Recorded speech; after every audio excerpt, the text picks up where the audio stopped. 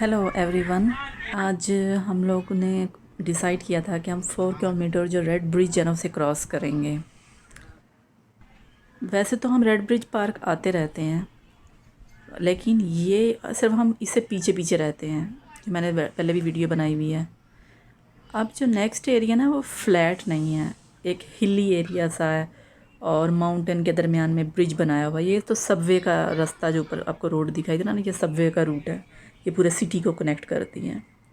ये देखें, पूरा जो रेड पाथ आपको दिखाई देगा ना, ये पहाड़ों के ऊपर ऊपर ऊपर चढ़ता जाता है। जूं जूं हाइट बढ़ती जाती है, रेड ब्रिज के जो पिलर्स आप देखेंगे ना, वो भी ऊपर चलते जाएंगे। तो भाई यहाँ से हमने स्टार्ट करना, और जो रेड ब्रिज आपको सांप की तरह दिखाई दे रहा ना, वहाँ हमने पहुँचना है।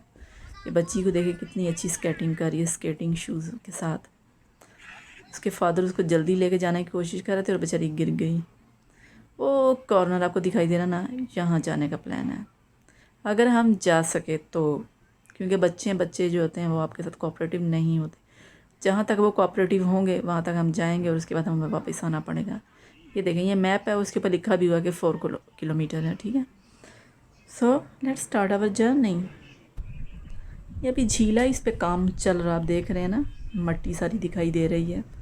अभी भी मैं इसकी कुछ देख रही थी प्लान्स वगैरह, तो इसके अपकमिंग काफ़ी सारे प्लान हैं इसको डेकोरेट करने के। अभी तो जस्ट ब्रिज बना है, और ये जनाब एक स्पेनिश आर्किटेक्चर ने बना कर दिया है, ये चाइनीज़ आर्किटेक्चर नहीं है। तो ये भी इर्द गिर्द का एरिया इस तरह का दिखाई दे रहा था। चाइनीज़ पीपल बहुत ही प्रॉपर ड्रेसिंग में वर्कआउट करते हैं। आई मीन प्रॉपर, देखें, ट्रैक सूट्स पहन के।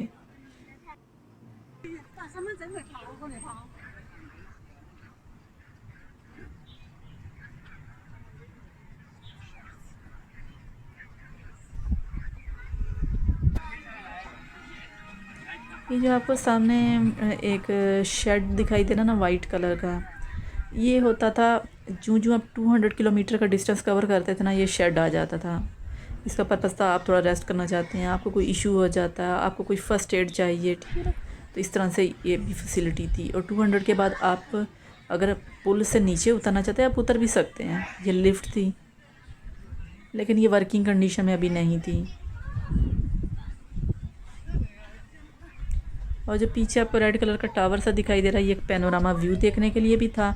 और टॉप के जो था, इसके ऊपर टैंकी भी बनी हुई थी पानी सप्लाई करने वाली, क्योंकि यहाँ पे वॉशरूम भी थे हर 200 किलोमीटर के बाद, रेस्ट एरिए भी थे।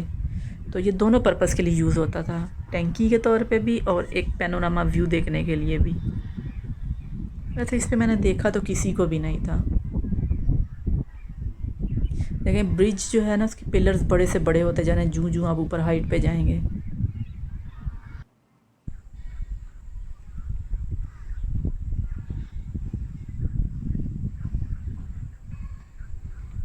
ये इतना डिस्टेंस हम पीछे से अब कवर कर रहे हैं। मैंने थोड़ी देर कैमरा रोक दिया था, मैंने मिड में आकर दोबारा रिकॉर्डिंग स्टार्ट की है। ये जो पीछे बिल्डिंग दिखाई दे रही है, ये सिटी है जिसको हम छोड़ के घर से वॉक करते हुए यहाँ तक आए हैं।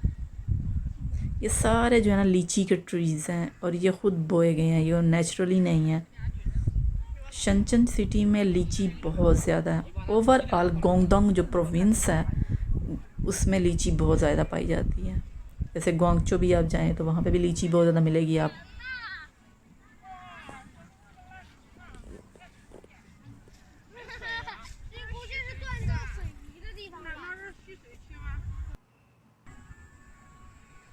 ये नीचे इस तरह से बच्चों के लिए प्लेइंग एरिया था। अगर बच्चे जैसे बोर हो जाते हैं या तंग करने लगते हैं आपको, तो आप नीचे रास्ता आता है, आप नीचे निकल सकते हैं। देखें, दूसरा शेड भी आ गया, तो वहाँ पे भी एग्ज़िट का रास्ता नीचे को जा रहा था।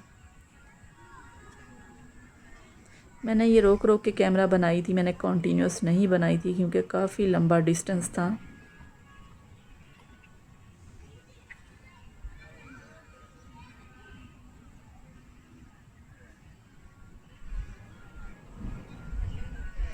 इस ब्रिज के ऊपर इतनी वाइब्रेशन आपको फील होती है ना,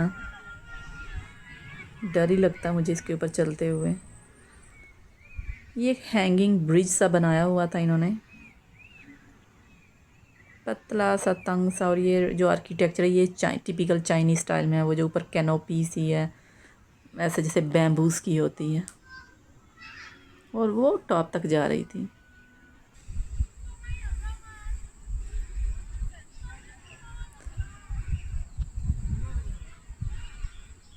देखें pillars more higher and higher होते जा रहे हैं। हमने बहुत डिस्टेंस कवर कर लिया था यहाँ तक। ये देखें, ये बच्चों को लेके मेरे हस्बैंड जा रहे हैं, और जूं आप हाइट पे जा रहे थे ना, ज़ोर बहुत लगता था आपका, स्पेशली जब अगर आप प्रैम को लेके जा रहे हो तो।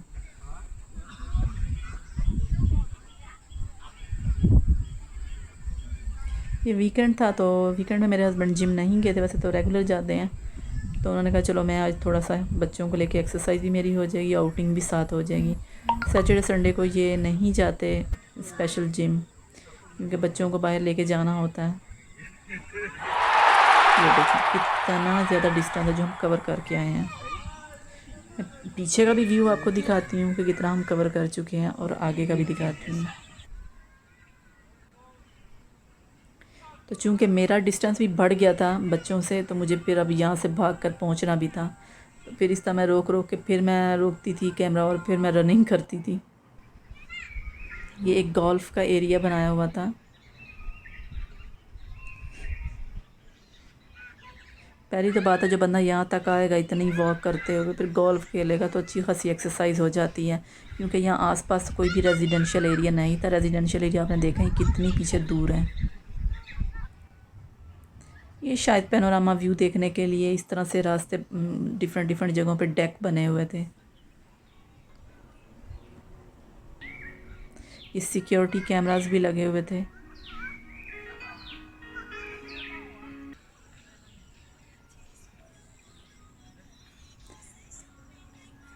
ये फिर नीचे को रोड निकल रही थी। अब हम काफ़ी दूर आ चुके हैं सिटी से, इवन के सिटी दिखाई भी मुझे नहीं दे रहा था।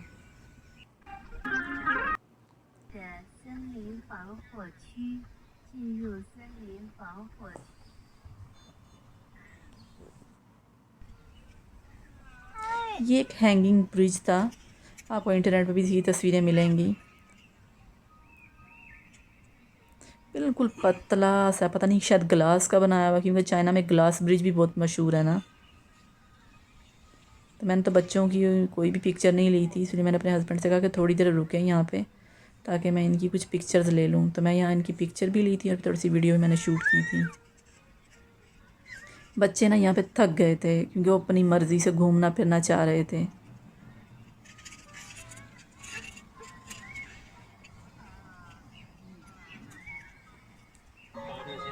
और ये रेस्ट एरिया बना हुआ था, और पीछे जो लाइट सी निकल रही है ना, वो वेंडर मशीन थी, कोई आप कोई ड्रिंक वगैरह लेना चाहते हो।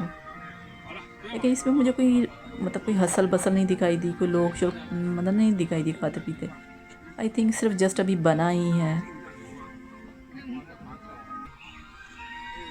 मेरी बेटी ना तो बैठ रही थी ना चल रही थी, उसका मूड बहुत स्पॉइल हो रहा था। तो फिर बस हमने यहीं तक, ज़्यादा हम आगे नहीं जा सके थे बच्चों की वजह से। और वैसे भी रात का टाइम हो रहा था, आप देख रहे होंगे ब्रिज से ये सुर्ख सुर्ख आग सी निकल रही है, ये लाइटें ऑन होना शुरू हो गई थी।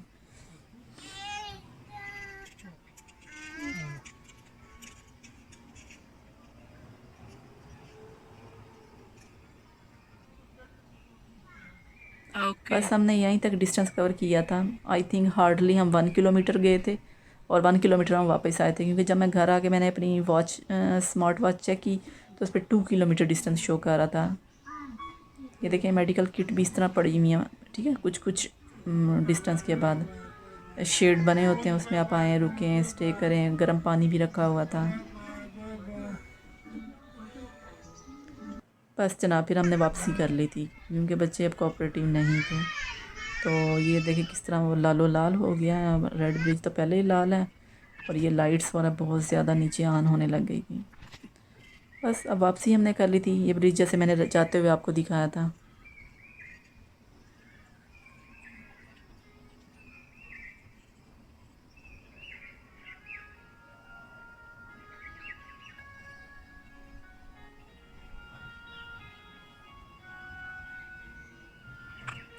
लेकिन बहुत खूबसूरत है। मतलब जो इंसानी आँख देखती है ना, कैमरे की आँख उसको उतना खूबसूरत कैप्चर नहीं कर सकती। मीन रूह ताज़ा हो जाती। इतनी सफाई थी, इतनी मैनेजमेंट, इतनी ग्रीनरी, और कोई रश नहीं, कोई शोर शराबा नहीं। ये नहीं कि लोग शोर मचाते हुए भाग रहे हैं, नो। ये सब लीची के दरख्त हैं। शनचन यूनिवर्सिटी के अंदर भी बहुत लीची के ट्रीज़ हैं। पिंक वाली जो लीची होती है ना, वो लगती है यहाँ पे। देखिए मेरा बेटा इतना तंग हो रहा था ना।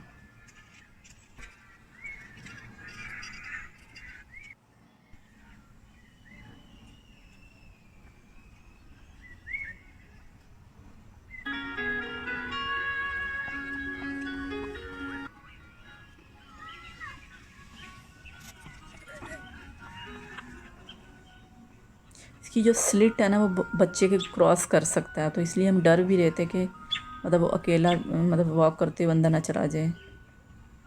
और ये सनसेट का टाइम होने लग गया था। लाइट्स जो देखें ऑरेंज ऑरेंज सी निकल रही हैं पुल के अंदर से।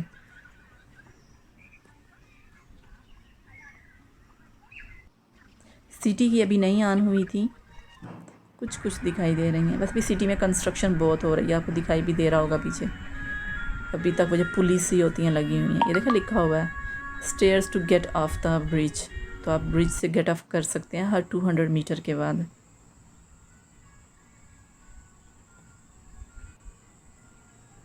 ये देखें कैसे सांप की तरह ये ब्रिज बना हुआ है। वैसे ये अच्छा आइडिया है कि जैसे फ्रूट्स तो खाना ही होते हैं सिटी ने, तो ये पार्क के अंदर जो इन्होंने माउंटेन को सारा इस तरह से कवर किया है, ट्रीज़ लगाए हैं, बहुत अच्छा आइडिया है ये।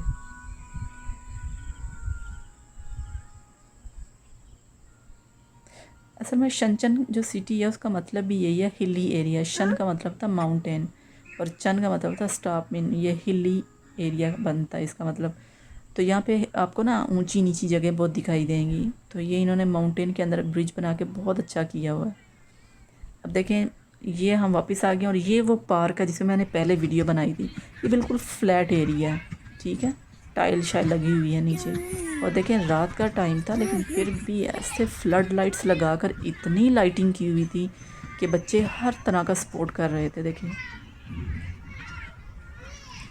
ग्रीनरी चेक करें आप। ये बच्चों का खेलने का एरिया, यहाँ पेरेंट्स बैठ जाते हैं, जो बच्चे छोटे छोटे होते हैं वो खेलते रहते हैं। इस तरह उनकी डिफरेंट डिफरेंट राइड्स हैं। और यहाँ पे रेत सी फेंकी हुई, मैंने बच्चों की एक वीडियो भी बनाई हुई है इसमें रेत में बच्चे बैठ के ना, ये वही जगह है यहाँ पे। और ये देखें बच्चे स्केटिंग करते रहते हैं, ये स्केटिंग वाला एरिया है।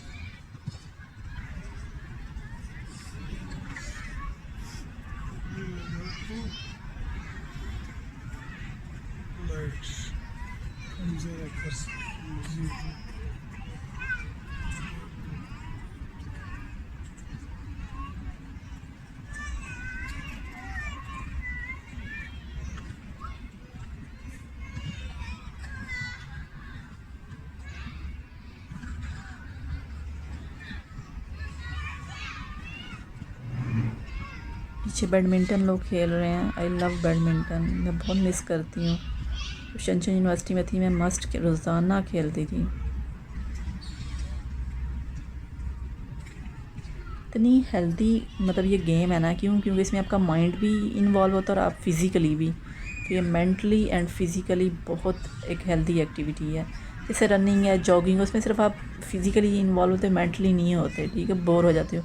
लेकिन इसमें जो आपको पॉइंट सिक्योर करना, अपने शटल को किस तरह ड्रॉप करना है, तो ये पूरी माइंड की गेम होती है। तो आप इसमें इतना बिजी होते हो कि बॉडी जो आप दे देती है लेकिन आपका दिल नहीं भरता। लेकिन रनिंग या एक्सरसाइज में आपका माइंड जो होता है ना, वो आपके चूँकि साथ नहीं होता, तो इसलिए आप बहुत बोरियत महसूस करते हो। पर्सनली मैं किसी गेम को ज़्यादा प्रेफर करती हूँ as compare to walk. Simple आपको बोर जल्दी कर देती हैं।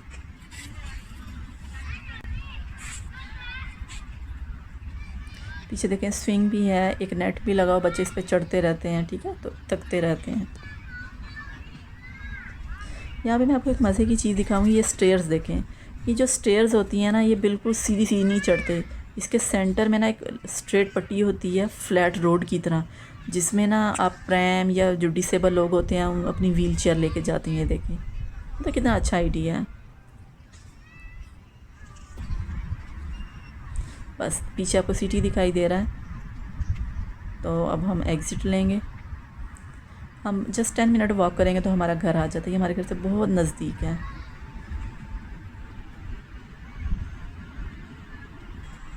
ये हमारे एरिया की एडमिनिस्ट्रेशन बिल्डिंग है। हमारे डिस्ट्रिक्ट के जितने भी काम होते हैं यहाँ होते हैं। पता नहीं रात को भी काम करते रहते हैं, लाइटें ही नहीं ऑफ होती इनकी।